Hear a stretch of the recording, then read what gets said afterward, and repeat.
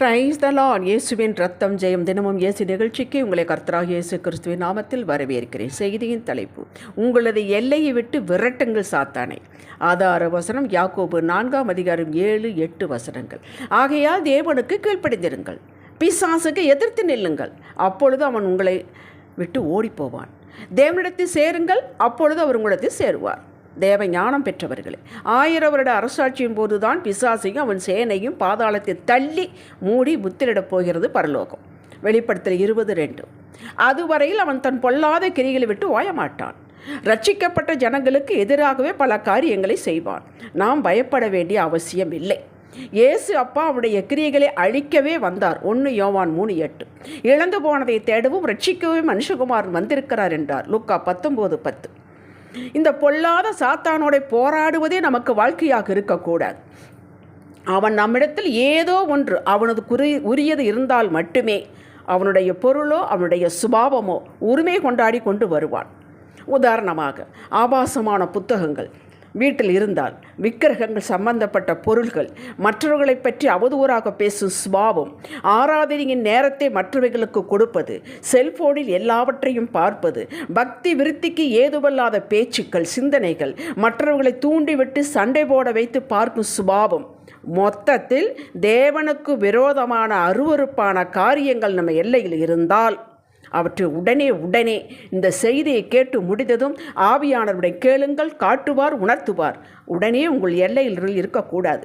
விலக்கி விடுங்கள், அப்புறப்படுத்தி விடுங்கள். அவன் கொண்டு வரும் சந்தோஷம் எல்லாம் முதலில் ஆனந்தமாக இருக்கும். பின் நாளடைவில் உடல் சுகவீனம், மன நோவு வந்து அழிவுக்கு நேராக வழிநடத்தும். இது கேட்டுக்கு போகிற வாசல். இயேசு சொன்னார், இந்த உலகத்தின் அதிபதி வருகிறான், அவனுக்கு என்னிடத்தில் ஒன்றும் இல்லை என்றார். யோவான் 14:30. இப்படி நாம் சொல்ல வேண்டும். அந்த அளவிற்கு நமது ஸ்லேட்டு கிளியராக இருக்க வேண்டும்.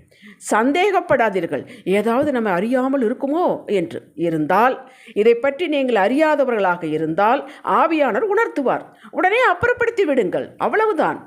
2வது, எப்போதும் நம்மையும் நம் பிள்ளைகளை நமக்குண்டான எல்லாவற்றையும் வேலி அடைக்க வேண்டும். உள்ளே வைத்து அக்கினி வேலி அடைக்க வேண்டும். எப்படி? காலையில் ஆண்டவருக்கு துதிபலி ஸ்தோத்திர பலி செலுத்தி ஜெபித்துவிட்டு, பின் தகப்பனே, என்னையும் குடும்பம் பிள்ளைகள் எங்களுக்குண்டான எல்லாவற்றையும் அக்கினி வேலிக்குள் வைக்கிறோம், அக்கினி வேலி கொண்டு அடைக்கிறோம், இயேசுவின் இரத்த கோட்டைக்குள் வைக்கிறேன், இயேசுவின் நாமத்தில் பிதாவே என்று ஜெபிக்க வேண்டும். நீர் உமது கரத்தை முற்புறத்திலும் பிற்புறத்தில் எங்களை நெருக்கி பாதுகாப்பதற்காக ஸ்தோத்திரம், சங்கீதம் 139:5 என்று ஜெபிக்க வேண்டும். இது என்றோ ஒரு நாள் அல்லங்க, தினமும் ஜெபிக்க வேண்டும். அவ்வப்போது வாயை திறந்து ஒரு நாள் எத்தனை முறை வேண்டுமானாலும் சொல்லலாம். நாங்கள் உமது கரத்தில் இருக்கிறோம் தகப்பனே, உமது கண்மணி போல் காக்கிறீர் ஆண்டவரே, ஸ்தோத்திரம். இப்படி ஒரு பிரசன்னம் இருக்கும்போது சாத்தான் உங்கள் எல்லைக்கு அருகில் வரவே முடியாது. இது எதிர்த்து நிற்குவதனுடைய ஒரு காரணம். 3வது, அவனுக்கு எதிர்த்து நிற்க வேண்டும். அவன் கொம்புகளை நீட்டிக்கொண்டு அகாரமாக வந்தால் அடித்து துரத்தி விடலாம். அப்படி வரமாட்டான். கண்ணில் காணாத இவனை துரத்துவதற்கு நம் சுய பலம் போதாது, முடியாது. தேவ பலன், கிருபை, அவருடைய அபிஷேகம் வேண்டும். இதற்கு ஒரே வழி, நாம் கர்த்தருக்கு கீழ்ப்படிய வேண்டும். வேறு எந்த வகையிலும் இந்த ஆற்றலை பெற முடியாது. சிறு குழந்தையை போல் கீழ்ப்படிய வேண்டும். அவரது வார்த்தைக்கு, கட்டளைக்கு கீழ்ப்படிய வேண்டும். இப்படி செய், இப்படி செய்யாதே என்பதற்கு கீழ்ப்படிய வேண்டும். 100% கீழ்ப்படிந்தால்தான் நாம் பிசாசிற்கு எதிர்த்து நிற்க பலன் கிடைக்குமா? சந்தேகப்படாது. அப்படி அல்ல. கீழ்ப்படியும் சுபாவம் முதலில் வேண்டும். கீழ்ப்படியும் வாஞ்சை வேண்டும். அதற்கு பலன் வேண்டி ஜெபிக்க வேண்டும். எளிதாக இருப்பதற்கு கீழ்ப்படிதல். சின்ன சின்ன காரியத்திற்கெல்லாம் கீழ்ப்படிந்து விடுகிறோம். பின் நம்முடைய மாமிசம், இந்த மனசு, இந்த ஆத்துமா 4 வார்த்தை அவங்கள நறுக்கணும் கேட்கணும்னு நினைக்கிறோம். ஆண்டவர் கேட்கக்கூடாது என்று சொல்லுகிறார். இருந்தும் தள்ளி வைத்துவிட்டு கேட்டு விடுகிறோம். ஏன்னா இந்த மாமிசத்துக்கு இது பிடிக்கிறது. இது கீழ்ப்படிதல் அல்ல. தொந்தரவு, நம்முடைய மாமிசத்திற்கு தொந்தரவு இல்லாமல் இருப்பதற்கு மட்டும் கீழ்ப்படியக்கூடாது. மாமிசம் சாக வேண்டும், ஆவி பிழைக்க வேண்டும். தினமும் சாக வேண்டும், தினமும் நாம் பிழைக்க வேண்டும். இதுதான் கீழ்ப்படிதல். கீழ்ப்படிந்து அவரோடு நடக்கவும் அவர் கிருபை தருகிறார். எல்லாவற்றுக்கும் கிருபை தருகிறார். மன்னித்து விடு என்றால் உடனே மன்னித்து விட வேண்டும். இதை விட்டு விலகு என்று அவர் உங்களுக்கு சொல்ல வேண்டியது இல்லை. உங்களுக்கே தெரியும், அதெல்லாம் விலக வேண்டும் என்பது உங்களுக்கு தெரியும். தெரிந்திருந்தும் நீங்கள் விலகாமல் இருப்பது யாருக்கு எதிர்த்து நிற்கிறீர்கள்? தேவனுக்கு எதிர்த்து நிற்கிறீர்கள். பிசாசுக்கு கைகோர்த்து கொண்டீர்கள். உங்களுக்கே நன்றாக தெரியும், யோசித்து பாருங்கள். எதெல்லாம் தேவன் வேண்டாம் என்று சொல்லுகிறார், அவருக்கு அருவருப்பானது என்று தெரிந்தும் நீங்கள் அதை செய்தால் யாருக்கு எதிர்த்து நிற்க வேண்டுமோ அதற்கு கைகோர்த்து கொண்டீர்கள். அவ்வளவுதான் அர்த்தம். தெரிந்தும் கீழ்ப்படியாமல் இருக்கக்கூடாது. வேண்டாதும் நம் எல்லையில் ஆட்சி செய்வான்.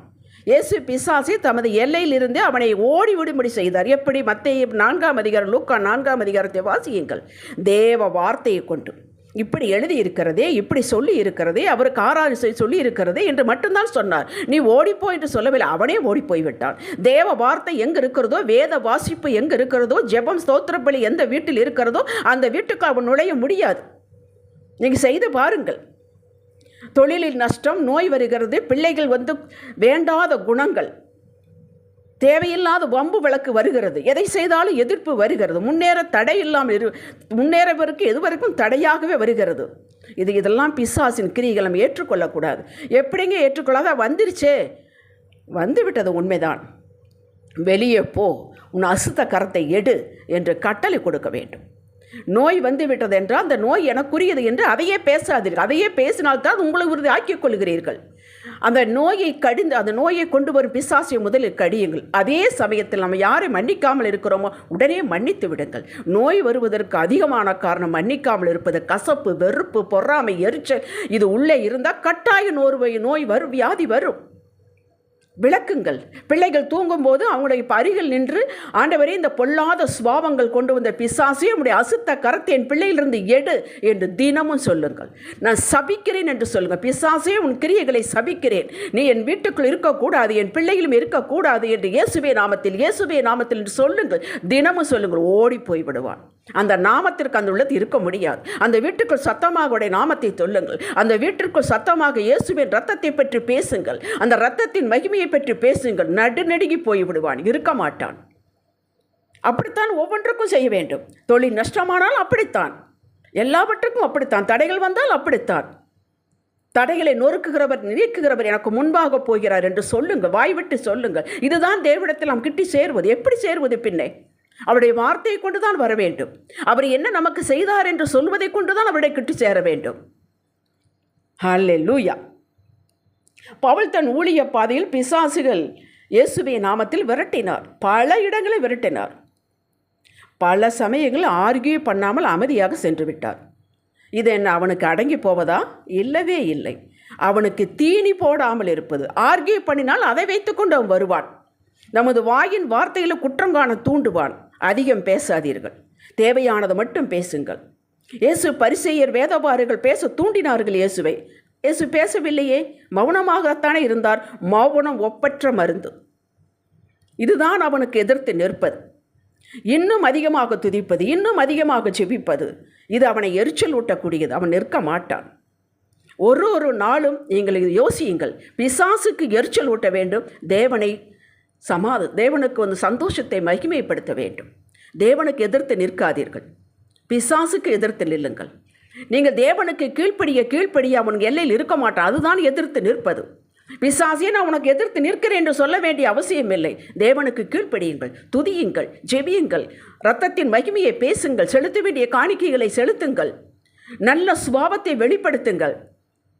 உங்களுக்கே தெரியும், இந்த கெட்ட சுவாமம் இருக்கக்கூடாது. அது இருந்தால் அவன் வருவான். இது என்னுடைய சுவாமம், நான் வருவேன் என்று வருவான். ஹல்லேலூயா. இன்று உங்களுக்கு புரிந்திருக்கும் என்று எண்ணுகிறேன். ஆண்டவருக்கே மகிமை. தேவனுக்கு நேராக அவரை நோக்கி எடுக்கும் ஒவ்வொரு செயலும் தேவனிடம் கிட்டி சேர்வது. அது சொல்லாமல் சொல்லுவது பிசாசுக்கு எதிர்த்து நிற்பது. தொடர்ந்து செய்வீர்கள் என்றால் உங்களது எல்லையில் தேவ தூதர்கள் நின்று காவலுக்கு நிற்பார்கள். நீங்கள் கையிட்டு செய்வதை எல்லாம் வாய்க்கும். நீங்கள் சொன்னால் நடக்கும். செய்து பாருங்கள். ஹல்லேலூயா. வாருங்கள் ஜெபிக்கலாம். தகப்பனே, பிசாசின் தந்திரத்தை அறிய செய்தமைக்கு நன்றி. உமக்கு எல்லாவற்றிலும் கீழ்ப்படிவோம். அவனுக்கு எங்களிடத்தில் ஒன்றுமில்லை என்னும் அளவுக்கு எங்கள் எல்லைகளை கிளியராக வைத்துக் கொள்வோம். உமது கிருபையினாலே உம்மை இன்னும் கிட்டி சேர்வோம். அவன் கெடுத்து போட்ட சகலத்தின் எங்களுக்கு ரெக்டிஃபை பண்ணி கொடுக்க போறதற்காக தோத்திரம். நாங்கள் பிரகாசம் அடைவோம். அவன் வெட்கப்பட்டு போவான். இயேசுவின் நாமத்தில் அறிக்கை செய்கிறோம் எங்கள் அருமை பிதாவே. ஆமேன். ஹல்லேலூயா.